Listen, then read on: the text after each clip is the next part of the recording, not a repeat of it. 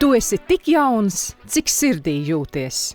Kurš gan nezina šo teicienu, taču mēs zinām arī to, novecošana ir dabisks process. Un ja runājam piemēram par locītavām, ar laiku izmaiņas tajās sajutīs katrs.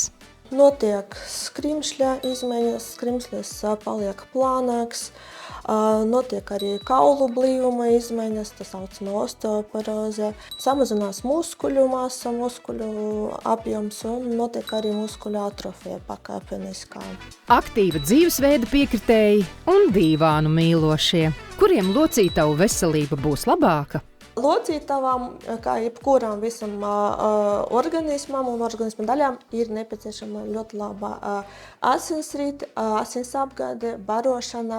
Un ja mēs neizmantojam tas locītavas, mēs nekustamies, asinsrite pasliktinās, barošana pasliktinās un apgāde ar skābekli arī pasliktinās. Kurš ir tas vecums, kad mēs paši varētu jau sajust šo te dabisko novecošanu? Principā aktīvā kolagēna veidošanas viņa beidzās ap 35 gadiem, bet tas nenozīmē, ka mēs uzreiz sākam novecot. Tas nozīmē, ka mums tā atjaunošana notiek jo lēnāk un lēnāk. Tāpēc ar vecumu arī brūces dzist sliktāk un atjaunojas audes sliktāk. Bet 35 gadi tā ir tā nosacīta robeža, kad mēs mūsu atjaunošanas spējas pārsniedz noardīšanas ātrumu. Un jāsaka, ka iespējams sākam sajust arī sava dzīvesveida un paradumu sekas. Liekais svars, mazkustīgs dzīvesveids, nesabalansēts uzturs.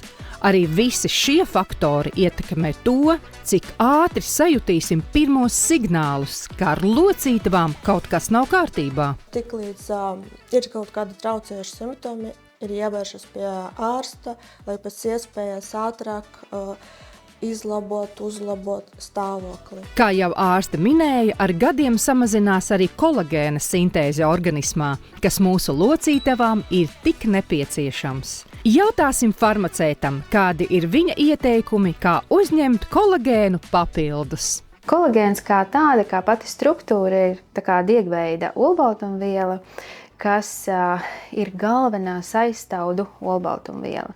Un tā mūsu organismā veido līdz pat 25% no visas kopējās masas. Cemiogēmzes sastāvā, jaunajā sastāvā ir jaunākās paaudzes tīrais pirmā tipa un otrā tipa kolagēns, kā arī C vitamīns. Pirmā tipa kolagēns ir sastopams cīpslās, saitēs, kaulos.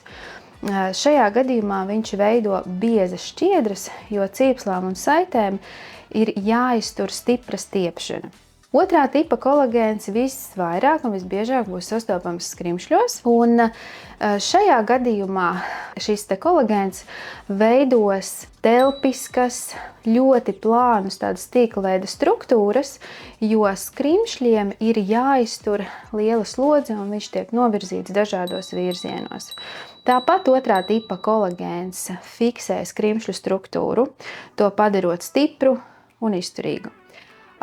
Lai komplekss uzsūktos un kolagēns veidotos pietiekamā daudzumā, tam ir nepieciešama arī C vitamīna klātbūtne. Tāpēc arī šajā kompleksā ir pievienots neliels devas C vitamīns, kas veicina kolagēna veidošanos. Apkopojot šodien dzirdēto, ir jāsecina, ka veselīgam dzīvesveidam, uzturam un regulārām fiziskām aktivitātēm ir izšķiroša nozīme.